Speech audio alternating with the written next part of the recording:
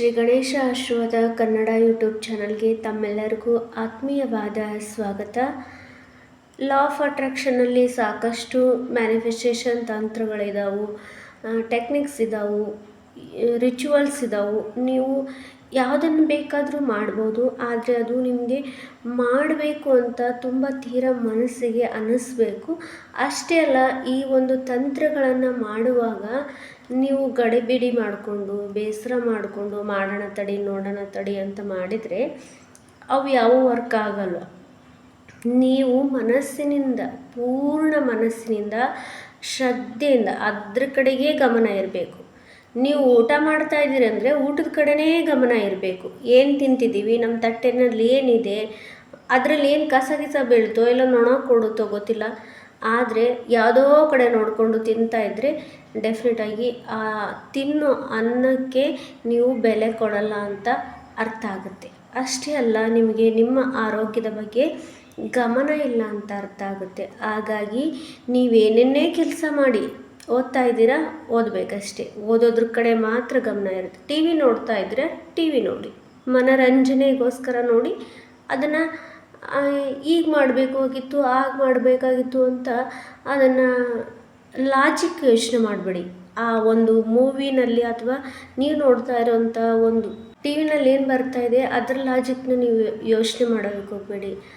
ಅಲ್ಲಿ ಕೇವಲ ನೀವು ನೋಡ್ತಾ ಇರೋದು ಮನೋರಂಜನೆಗೋಸ್ಕರ, ಸುಮ್ಮನೆ ನೋಡಬೇಕು, ಎಂಟರ್ಟೈನ್ಮೆಂಟ್ ತೊಗೋಬೇಕು ಅಷ್ಟೇ. ಅದನ್ನು ಬಿಟ್ಟು ಲಾಜಿಕ್ ಯೋಚನೆ ಮಾಡೋದಕ್ಕೆ ಹೋಗಬೇಡಿ. ನೀವು ಮಲ್ಕೊಂಡಿದ್ದೀರಾ, ನಿದ್ದೆ ಮಾಡಬೇಕಾ, ಚೆನ್ನಾಗಿ ನಿದ್ದೆ ಮಾಡಿ. ನಿದ್ದೆ ಬಗ್ಗೆ ಮಾತ್ರ, ಒಳ್ಳೊಳ್ಳೆ ಕನಸುಗಳನ್ನು ಕಾಣೋದ್ರ ಬಗ್ಗೆ ಮಾತ್ರ, ನಿಮಗೆ ಏನು ಇಷ್ಟನೋ, ಯಾರು ಪ್ರೀತಿ ಪಾತ್ರರು, ಯಾವ ವಿಷಯ ತುಂಬ ನಿಮಗೆ ಇಷ್ಟನೋ ಅದ್ರ ಬಗ್ಗೆ. ನೀವು ಯಾವುದೋ ಒಂದು ವಿಷಯದ ಬಗ್ಗೆ ಕ್ವಶನ್ ಕೇಳ್ತಾ ಇದ್ದೀರಂದರೆ ಆ ಕ್ವಶನ್ ಬಗ್ಗೆ ಯೋಚನೆ ಮಾಡಿ ಮಲಗಿ, ಅದಕ್ಕೆ ನಿಮ್ಮ ಕನಸಿನಲ್ಲಿ ಉತ್ತರವನ್ನು ಏಂಜಲ್ಸ್ ಕೊಡ್ತಾರೆ. ನೀವು ಏನು ಮಾಡ್ತಾ ಇದ್ದೀರಾ, ಪ್ರೆಸೆಂಟ್ ಮೂಮೆಂಟಲ್ಲಿದ್ದು ಆ ಕೆಲಸವನ್ನು ಮಾಡಿದಾಗ ನಿಮ್ಮ ಕೆಲಸ ಯಶಸ್ವಿ ಆಗೋದಕ್ಕೆ ಸಾಧ್ಯ. ನೀವು ಹೊಟ್ಟೆ ತುಂಬ ಊಟ ಮಾಡಬೇಕಾ ಮತ್ತು ಸಾತ್ವಿಕ ಆಹಾರವನ್ನು ಊಟ ಮಾಡಬೇಕಂದ್ರೆ ಅದ್ರ ಕಡೆಗೆ ಗಮನ ಕೊಡಿ. ನೀವು ಏನು ಕೆಲಸ ಮಾಡ್ತಾ ಇದ್ದೀರೋ ಪ್ರೆಸೆಂಟ್ ಮೂಮೆಂಟಲ್ಲಿದ್ದು ಕಸ ಗುಡಿಸ್ತಾ ಇದ್ದರೆ ಚೆನ್ನಾಗಿ ಕಸ ಗುಡಿಸೋದ್ರ ಬಗ್ಗೆ, ಮನೆ ಕ್ಲೀನ್ ಮಾಡೋದ್ರ ಬಗ್ಗೆ ಮಾತ್ರ ಯೋಚನೆ ಮಾಡಿ. ನೀವು ಯಾರ ಜೊತೆಗನಾದರೂ ಫೋನಲ್ಲಿ ಮಾತಾಡ್ತಾ ಇದ್ದೀರಾ, ಅವರಿಗೆ ಟೈಮ್ ಕೊಡಿ. ಅವರ ಬಗ್ಗೆ ಮಾತ್ರ, ಆ ವಿಷಯದ ಬಗ್ಗೆ ಮಾತ್ರ ವಿಷಯ ಮಾತಾಡಿ. ಎಲ್ಲೆಲ್ಲೋ ವಿಷಯನ ತೊಗೊಂಡೋಗಬೇಡಿ. ಹೀಗೆ ನಾನು ಯಾಕೆ ಹೇಳ್ತಾ ಇದ್ದೀನಂದರೆ, ನೀವು ಪ್ರೆಸೆಂಟ್ ಮೂಮೆಂಟಲ್ಲಿ ಇರಬೇಕು. ಏನು ಕೆಲಸ ಮಾಡ್ತಾ ಇದ್ದೀರಾ ಅದರ ಕಡೆ ಗಮನ ಇದ್ದಾಗ ನಿಮ್ಮ ಕೆಲಸಗಳು 99% ಆದ ಹಾಗೇ ಅರ್ಥ. ನೀವು ಈ ಕೆಲಸ ಬಿಟ್ಟು ಈ ಕೈಯಲ್ಲಿರೋ ಕೆಲಸನ ಮಾಡ್ತಾ ಇರ್ತೀರಾ, ಆದರೆ ಅದರಲ್ಲಿ ಮನಸ್ಸು ಕೊಟ್ಟು ಮಾಡ್ತಾ ಇರಲ್ಲ, ನಿಮ್ಮ ಗಮನ ಬೇರೆ ಕಡೆ ಇರುತ್ತೆ. ಆ ರೀತಿ ಮಾಡಿದಾಗ ಈ ಕೈಯಲ್ಲಿರೋ ಕೆಲಸ ಕೂಡ ಆಗಲ್ಲ, ನೀವೇನು ಯೋಚನೆ ಮಾಡ್ತಾ ಇದ್ದೀರಾ ಆ ಕೆಲಸನೂ ಕೂಡ ಆಗಲ್ಲ. ನಿಮ್ಮ ಟೈಮ್ ಆ್ಯಂಡ್ ಎನರ್ಜಿ ವೇಸ್ಟ್. ಅದಕ್ಕೋಸ್ಕರ ಹೇಳ್ತಾ ಇದ್ದೀನಿ, ಲಾ ಆಫ್ ಅಟ್ರಾಕ್ಷನ್ ಅರ್ಥ ಮಾಡಿಕೊಂಡು ಒಂದೇನೋ ಮ್ಯಾನಿಫೆಸ್ಟೇಷನ್ನ ಮಾಡ್ತಾ ಇದ್ದೀರಾ, ನಾನು ಹೇಳಿದ್ದು ಅಥವಾ ಬೇರೆ ಯಾರೋ ಹೇಳಿದ್ದು ಟೆಕ್ನಿಕ್ನ ಯೂಸ್ ಮಾಡ್ತಾ ಇದ್ದೀರಾ, ಆ ಒಂದು ರಿಚುವಲ್ಸ್ನ ಮಾಡ್ತಾ ಇದ್ದೀರಾ ಅಂದರೆ ನೀವು ಅದನ್ನು ಖುಷಿಯಿಂದ ಮಾಡಬೇಕು. ಒಂಥರ ಆಟದ ಥರ ಮಾಡಬೇಕು. ಮಕ್ಕಳು ಆಟ ಆಡ್ತಾ ಇರ್ತಾರೆ, ನೋಡಿರಿ ನೀವು ನೋಡಿ, ಮಕ್ಕಳು ಆಟ ಆಡ್ತಾ ಇರ್ತಾರೆ. ಹೇಗೆ ಆಟ ಆಡ್ತಾ ಇರ್ತಾರೆ ಅಂದರೆ ಅವರ ಪೂರ್ಣ ಗಮನ ಆಟದ ಮೇಲೆ ಇರುತ್ತೆ. ಅವರು ಬೇರೆ ಏನನ್ನೂ ಯೋಚನೆ ಮಾಡೋದಿಲ್ಲ. ಆ ಮಗುವಿನ ಮನಸ್ಸು ಹೇಗಿರುತ್ತೆ ನೋಡಿ, ಅವರು ಪ್ರೆಸೆಂಟ್ ಮೂಮೆಂಟಲ್ಲಿ ಇರ್ತಾರೆ. ಮಕ್ಕಳು ಯಾವಾಗಲೂ ನಿನ್ನೆದು ನಾಳೆದು ಯಾವಾಗಿಂದು ಯೋಚನೆ ಮಾಡಿಕೊಂಡು ಆಟ ಆಡೋದಿಲ್ಲ. ಆಟ ಆಡ್ತಾಯಿದ್ರೆ ಆಟ ಆಡ್ತಾರೆ, ಅಳ್ತಾ ಇದ್ದರೆ ಅಳ್ತಾರೆ ಅಷ್ಟೇ. ಅವ್ರಿಗೇನು ಬೇಕೋ ಅದ್ರ ಬಗ್ಗೆ ಮಾತ್ರ ಗಮನ ಕೊಟ್ಟು ಆಟ ಮಾಡ್ತಾರೆ. ಚಾಕ್ಲೇಟ್ ತಿಂತಾರೆ, ಖುಷಿಯಿಂದ ಚಾಕ್ಲೇಟ್ ತಿಂತಾರೆ. ಊಟ ಮಾಡ್ತಾರೆ, ಚೆನ್ನಾಗಿ ಖುಷಿಯಿಂದ ಊಟ ಮಾಡ್ತಾರೆ. ಏನೇ ಓದ್ತಾರೆ, ಓದೋ ಕಡೆ ಗಮನ ಕೊಡ್ತಾರೆ. ಅಂದರೆ ಆ ಮಕ್ಕಳು ಯಶಸ್ವಿ ಆಗ್ತಾರೆ. ಆಟ ಆಡೋದ್ರಲ್ಲಿ, ಓದೋದ್ರಲ್ಲಿ, ತಿನ್ನೋದ್ರಲ್ಲಿ, ಜಗಳ ಮಾಡೋದ್ರಲ್ಲಿ ಯಶಸ್ವಿ ಆಗ್ತಾರೆ. ನಾವು ಕೂಡ ಈ ಒಂದು ಮ್ಯಾನಿಫೆಸ್ಟೇಷನ್ ಟೆಕ್ನಿಕ್ನ ಪ್ರೆಸೆಂಟ್ ಮೂಮೆಂಟಲ್ಲಿ ಇದ್ಕೊಂಡು ಮಕ್ಕಳ ಆಟದಂತೆ ಖುಷಿಯಿಂದ ಮಾಡೋಣ. ಎಲ್ಲವನ್ನು ಪ್ರಕಟ ಮಾಡಿ ಎಲ್ಲವನ್ನು ಯಶಸ್ವಿಗೊಳಿಸು. ಅದಕ್ಕೆ ನಾನಿವತ್ತು ನಿಮಗೆ ಉತ್ತಮವಾದ ಒಂದು ತಂತ್ರವನ್ನು ಹೇಳೋದಕ್ಕೆ ಬಂದಿದ್ದೀನಿ. ಲಾ ಆಫ್ ಅಟ್ರಾಕ್ಷನ್ದು ಸುಪ್ತ ಪ್ರಜ್ಞಾ ಮನಸ್ಸಿನ ಶಕ್ತಿ ಬರೆದಿರುವಂಥ ಡಾಕ್ಟರ್ ಜೋಸೆಫ್ ಮರ್ಫಿ ಅವರ ಒಂದು ಬಡೋಯಿನ್ ತಂತ್ರ ಅಂತೆ ಅವರು ಹೇಳ್ತಾ ಇದ್ದಾರೆ. ಅವರ ಒಂದು ಪುಸ್ತಕದಲ್ಲಿ ಈ ಒಂದು ತಂತ್ರವನ್ನು ಹೇಳಿದ್ದಾರೆ. ಈ ತಂತ್ರ ತುಂಬ ಈಸಿಯಾಗಿದೆ, ಎಫೆಕ್ಟಿವ್ ಆಗಿದೆ. ನೀವು ಇದನ್ನು ಯೂಸ್ ಮಾಡಿ. ಈ ತಂತ್ರ ಏನು, ಹೇಗೆ ಮಾಡಿದರು, ಯಾರು ಮಾಡಿದರು ಅನ್ನೋದನ್ನು ನೋಡೋಣ. Charles Baudouin Rousseau institute professor ಆಗಿರ್ತಾರಂತೆ. ಅವರು ನ್ಯೂ ನೈನ್ಸಿ ಸ್ಕೂಲ್ನ ಆಫ್ ಹೀಲಿಂಗ್ ಕುಶಲ ಸೈಕೋಥೆರಪಿಸ್ಟ್ ಮತ್ತು ಸಂಶೋಧನಾ ನಿರ್ದೇಶಕರಾಗಿರ್ತಾರಂತೆ. ಸೂಕ್ತ ಪ್ರಜ್ಞಾ ಮನಸ್ಸಿನ ಬಗ್ಗೆ ಚೆನ್ನಾಗಿ ಅರ್ಥಕೊಂಡಿರುವಂತಹ ಪ್ರಭಾವಿಯ ವ್ಯಕ್ತಿಯವರಾಗಿರ್ತಾರಂತೆ. ಅತ್ಯುತ್ತಮ ವಿಧಾನ ಯಾವುದು ಅಂತ ಅವರು ಹೇಳ್ತಾರಂದರೆ, ನಾವು ನಮ್ಮ ಸೂಕ್ತ ಪ್ರಜ್ಞೆಗೆ ನಾವು ಹೇಗೆ ಮ್ಯಾನಿಫೆಸ್ಟೇಷನ್ನ ವರ್ಕ್ ಮಾಡೋದು ಅನ್ನೋದನ್ನು ಯಾವಾಗ ಹೇಳಬೇಕು ಅನ್ನೋದನ್ನು ಅವರು ಹೇಗೆ ಹೇಳ್ತಾರೆ ಅಂದರೆ, ಮಂಪರು ಸಮಯದಲ್ಲಿ ನಮಗೆ ಚೆನ್ನಾಗಿ ನಿದ್ದೆ ಬರ್ತಾ ಇರುತ್ತಲ್ಲ, ಫುಲ್ಲು ನಿದ್ದೆಗಣ್ಣಲ್ಲಿ ಇರ್ತೀವಿ. ಇನ್ನೇನು ನಿದ್ದೆ ಸ್ಟಾರ್ಟ್ ಆಗ್ತಾಯಿದೆ, ಫುಲ್ಲು ಚೆನ್ನಾಗಿ ನಿದ್ದೆ ಬಂದಿದೆ, ಮಂಪರು ಸೃಷ್ಟಿ ಆಗ್ತಾಯಿದೆ, ನಮ್ಮ ಕಣ್ಣು ಮುಚ್ತಾ ಇದೆ, ನಿದ್ದೆಗೆ ನಾವು ಜಾರ್ತಾ ಇದ್ದೀವಿ ಅಂದಾಗ ನಾವು ಆ ಒಂದು ನಿಷ್ಕ್ರಿಯ ಸಮಯದಲ್ಲಿ ನಿದ್ದೆಯ ಅವಸ್ಥೆಗೆ ತಲುಪಿದಾಗ ಮ್ಯಾನಿಫೆಸ್ಟೇಷನ್ನ ಮಾಡಬೇಕಂತೆ. ಬಡೋಯಿನ್ ಸೃಷ್ಟಿಸಿದ ಹಾಗೆ ಬಡೋಯಿನ್ ಹೇಗೆ ಅನ್ನೋದನ್ನು ಮ್ಯಾನಿಫೆಸ್ಟೇಷನ್ ಟೆಕ್ನಿಕ್ ಯಾವುದು ಅನ್ನೋದನ್ನು ನೋಡೋಣ. ಮ್ಯಾನಿಫೆಸ್ಟೇಷನ್ ಟೆಕ್ನಿಕ್ಕು ಯಾವಾಗ ಮಾಡಬೇಕು ಅಂತ ಅವ್ರು ಹೇಳ್ತಾರೆ ಅಂದರೆ, ನಿದ್ದೆ ಜಾರೋ ಮುನ್ನ ಮಾಡಬೇಕು. ಇದು ಸುಲಭ ಮಾರ್ಗ ಅಂತೆ. ಇದು ಅವರ ಸಲಹೆ ವಿಷಯ ಏನಂದರೆ, ಸಂಕ್ಷಿಪ್ತವಾಗಿ ವಿವರಿಸ್ಬೇಕಂದ್ರೆ ಚಿಕ್ಕದಾಗಿರಬೇಕು, ತುಂಬ ದೊಡ್ಡದಾಗಿರಬಾರ್ದು. ನಿಮ್ಮ ಮ್ಯಾನಿಫೆಸ್ಟೇಷನ್ ಟೆಕ್ನಿಕ್ ಒಂದು ಕಾರ್ ಬೇಕು ಅಂದ ತಕ್ಷಣ ನನಗೆ ಕಾರ್ ಬೇಕು, ಯಾವ್ದು ಬೇಕು, ಯಾವ ಕಲರಲ್ಲಿ ಬೇಕು, ಶುದ್ಧ ಯೋಚನೆ ಮಾಡ್ಕೊಂಡು ಕೂತ್ಕೊಳ್ಳೋದಲ್ಲ.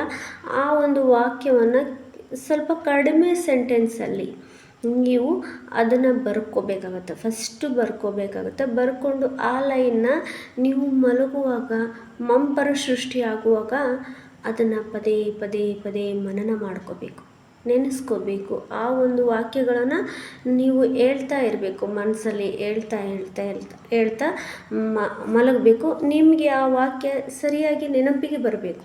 ನೀವೇನೇನೋ ಮ್ಯಾನಿಫೆಸ್ಟೇಷನ್ ಮಾಡಬೇಕು ಅಂತ ಇದ್ದೀರಲ್ಲ, ಅದು ನಿಮಗೆ ಸರಿಯಾಗಿ ಅರ್ಥ ಆಗೋ ರೀತಿಯಲ್ಲಿ, ನಿಮ್ಮದೇ ಭಾಷೆಯಲ್ಲಿ ಅರ್ಥ ಆಗೋ ರೀತಿಯಲ್ಲಿ ನಿಮಗೆ ಸರಿಯಾಗಿ ನೆನಪಿಗೆ ಬರುವಂಥ ವಾಕ್ಯಗಳನ್ನು ನೀವು ಸೃಷ್ಟಿ ಮಾಡ್ಕೋಬೇಕಾಗತ್ತೆ. ಅಫರ್ಮೇಷನ್ಸ್ನ ನೀವು ಬರ್ಕೋಬೇಕಾಗತ್ತೆ. ಅದನ್ನು ಒಂಥರ ನೀವು ಹೇಗೆ ಅಂದರೆ ಆಡ್ತಾ ಇರಬೇಕು, ಜೋಗಳದ ಥರ.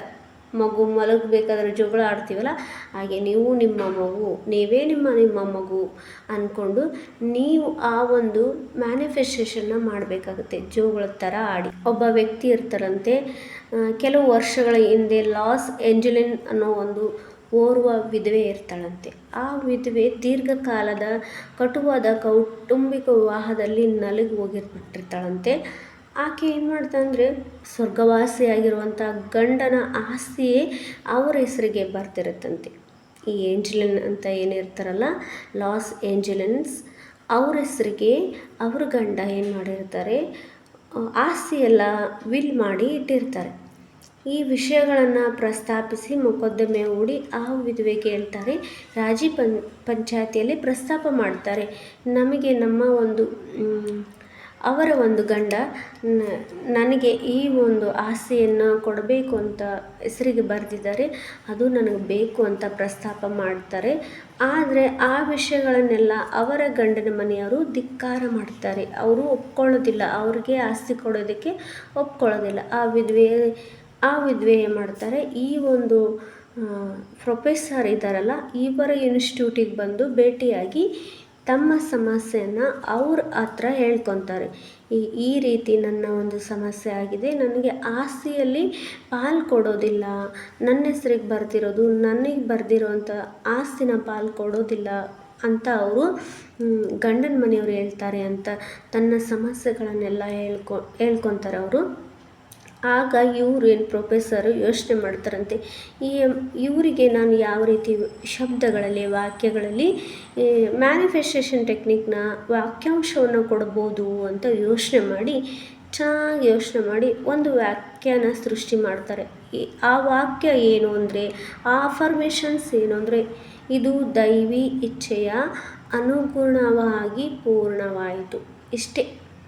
ಇದು ದೈವಿ ಇಚ್ಛೆಯ ಅನುಗುಣವಾಗಿ ಪೂರ್ಣವಾಯಿತು. ಈ ಶಬ್ದಗಳು ಎಷ್ಟು ಅರ್ಥಪೂರ್ಣವಾಗಿವೆ ನೋಡಿ. ಸೂಕ್ತ ಪ್ರಜ್ಞೆಯ ಮನಸ್ಸಿಗೆ ಆ ಒಂದು ಶಬ್ದಗಳು ಪೂರ್ತಿಯಾಗಿ ಹೇಳೋದಕ್ಕೆ ಈಸಿಯಾಗಿ ಇದ್ದಾವೆ. ಇದನ್ನು ಸಮಂಜಸವಾದ ಸಿದ್ಧಾಂತಗಳ ಮೂಲಕ ಸಮಂಜಸವಾದ ನಿಷ್ಕ್ರಿಯೆಯನ್ನು ಹುಡುಕಿ ತೆಗೆದಂತೆ ಐತೆ, ಹೌದಲ್ವಾ?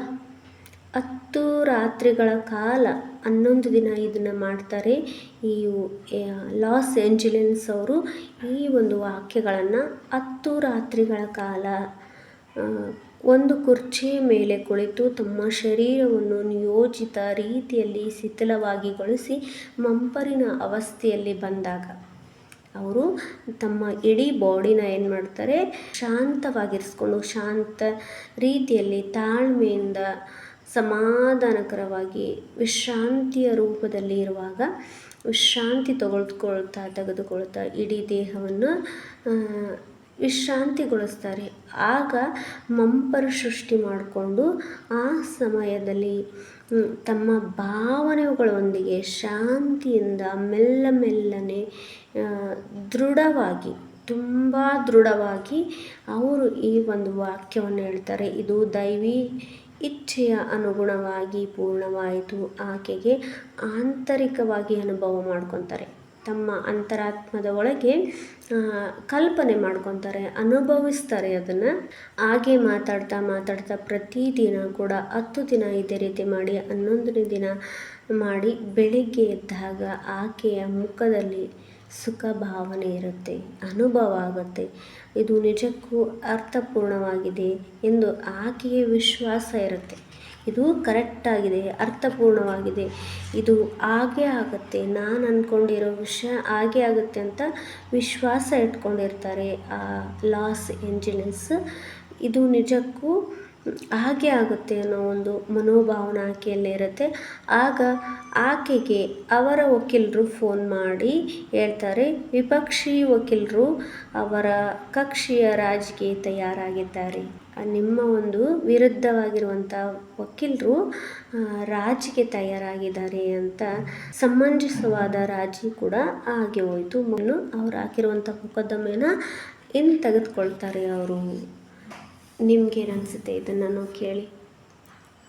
ಇಷ್ಟು ಕಡಿಮೆ ವಾಕ್ಯವನ್ನು ಅಫರ್ಮೇಷನ್ನ ಈ ಪ್ರೊಫೆಸರ್ ಅವರಿದ್ದಾರಲ್ಲ, ಎಷ್ಟು ಚೆನ್ನಾಗಿ ಅವ್ರಿಗೆ ವಾಕ್ಯವನ್ನು ತಯಾರಿಸಿಕೊಟ್ಟಿರ್ತಾರೆ ನೋಡಿ. ನೀವು ಕೂಡ ನಿಮ್ಗೆ ಏನು ಬೇಕು ಅದನ್ನು ಮ್ಯಾನಿಫೆಸ್ಟೇಷನ್ನ ಮಾಡ್ಬೋದು. ನಿಮ್ದು ಯಾವುದೇ ಕೋರ್ಟಲ್ಲಿ ಕೇಸ್ ಇದ್ದರೂ ಕೂಡ, ಅಥವಾ ನಿಮಗೆ ಏನೇ ಬೇಕಾಗಿದ್ರು, ಯಾವುದೇ ವಸ್ತು ಬೇಕಾಗಿದ್ರು, ಜಾಬ್ ಬೇಕಾಗಿದ್ರು, ಹಣ ಬೇಕಾಗಿದ್ರು, ಪ್ಲಾಟ್ ಸೈಟ್ ಏನು ಖರೀದಿ ಮಾಡಬೇಕಾಗಿದ್ರು, ಮನೆ ಖರೀದಿ ಮಾಡಬೇಕಾಗಿದ್ರು, ಮನೆ ಕಟ್ಟಬೇಕಾಗಿದ್ರು, ಮಕ್ಕಳ ಮದುವೆ ಮಾಡಬೇಕಾಗಿದ್ರು, ಚೆನ್ನಾಗಿ ವಿದ್ಯಾಭ್ಯಾಸ ಮಾಡಬೇಕಾಗಿದ್ರು, ಇಲ್ಲ ನಿಮ್ಮ ಆರೋಗ್ಯದಲ್ಲಿ ನೀವು ಸುಧಾರಣೆಯನ್ನು ಕಾಣ್ತಾ ಇರಬೇಕು, ಪಾಸಿಟಿವ್ ರಿಸಲ್ಟ್ ಬರಬೇಕು, ಯಾವುದೋ ಒಂದು ರೋಗ ಇದೆ ಅದು ನಿಮಗೆ ರಿಪೋರ್ಟು ಒಳ್ಳೆಯ ರೀತಿಯಲ್ಲಿ ಬರಬೇಕು, ಯಾವುದೇ ರೋಗ ಇಲ್ಲ, ಫುಲ್ ಪರ್ಫೆಕ್ಟ್ ಆಗಿದ್ದೀರಾ, ಆರೋಗ್ಯವಾಗಿದ್ದೀರಾ ಅನ್ನೋ ರಿಪೋರ್ಟ್ನ ನೀವು ನೋಡಬೇಕು ಅಂದರೆ ನೀವೇನು ಮಾಡಬೇಕು, ರಾತ್ರಿ ಮಲಗೋಕ್ಕೂ ಮುಂಚೆ ಒಂದು ಒಳ್ಳೆಯ ವಾಕ್ಯವನ್ನು ಸೃಷ್ಟಿ ಮಾಡ್ಕೊಳ್ಳಿ. ನಾನು ಆರೋಗ್ಯದ ಬಗ್ಗೆ ಮಾತಾಡ್ತಾ ಇರೋದ್ರಿಂದ ಆರೋಗ್ಯದ ಬಗ್ಗೆ ನಿಮಗೆ ಒಂದು ಅಫರ್ಮೇಷನ್ಸ್ ಹೇಳ್ತಾ ಇದ್ದೀನಿ.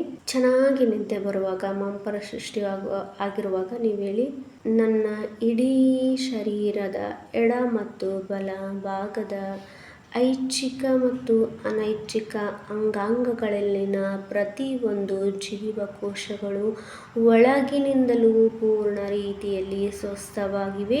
ನನಗೆ ನನ್ನ ದೇಹಕ್ಕೆ ಬೇಕಾಗುವಷ್ಟು, ಸಾಕಾಗುವಷ್ಟು, ಅವಶ್ಯಕತೆ ಇರುವಷ್ಟು ಪೋಷಕಾಂಶಗಳು, ಮಿನರಲ್ಸ್, ವಿಟಮಿನ್ಸ್ ಏನು ಬೇಕು ಎಲ್ಲವೂ ಕೂಡ ನನಗೆ ಸಿಕ್ಕಿದೆ.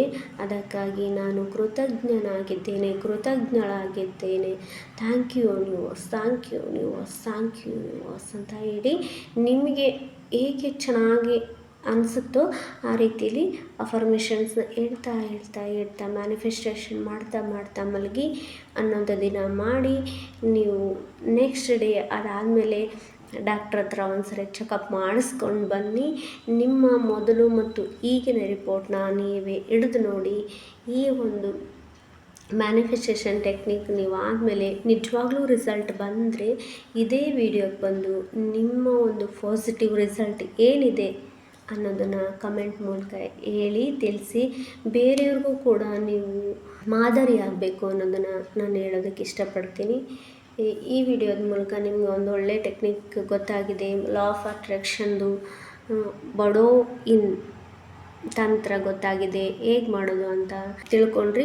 ನಿಮಗೆ ಇದು ಒಳ್ಳೆ ರೀತಿಯಲ್ಲಿ ವರ್ಕ್ ಆಗುತ್ತೆ ಅಂತ ಅನಿಸಿದರೆ ಖಂಡಿತ ನೀವು ಕೂಡ ಈ ಮ್ಯಾನಿಫೆಸ್ಟೇಷನ್ ಟೆಕ್ನಿಕ್ನ ಯೂಸ್ ಮಾಡಿ ನಿಮ್ಮ ಒಂದು ಆಸೆಗಳನ್ನು ಬೇಗ ಈಡೇರಿಸ್ಕೊಳ್ಳಿ. ಯಶಸ್ವಿಯಾಗಿ ಜೀವನದಲ್ಲಿ ಯಶಸ್ವಿ ಜೀವನವನ್ನು ನಡೆಸಿ ಸುಖ, ಶಾಂತಿ, ಆರೋಗ್ಯ ಎಲ್ಲವೂ ಕೂಡ ಸಮೃದ್ಧಿ ನಿಮ್ಮ ಜೀವನದಲ್ಲಿ ಸಿಗಲಿ ಅಂತ ನಾನು ಕೂಡ ಆಶಿಸ್ತೀನಿ. ನಿಮಗೆ ಈ ವಿಡಿಯೋ ಇಷ್ಟ ಆಗಿದ್ದರೆ ಲೈಕ್ ಮಾಡಿ, ಈ ವಿಡಿಯೋನ ಅವಶ್ಯಕತೆ ಯಾರಿಗಿದೆ ಅವ್ರಿಗೆ ಶೇರ್ ಮಾಡಿ, ನನ್ನ ಚಾನಲ್ನ ಸಬ್ಸ್ಕ್ರೈಬ್ ಮಾಡಿ. ನಿಮ್ಮ ಅನಿಸಿಕೆ ಅಭಿಪ್ರಾಯಗಳನ್ನು ಕಮೆಂಟ್ ಮೂಲಕ ತಿಳಿಸಿ. ಸಿಗೋಣ ಮತ್ತೊಂದು ವಿಡಿಯೋದಲ್ಲಿ. ಹೃದಯಪೂರ್ವಕ ಧನ್ಯವಾದಗಳು.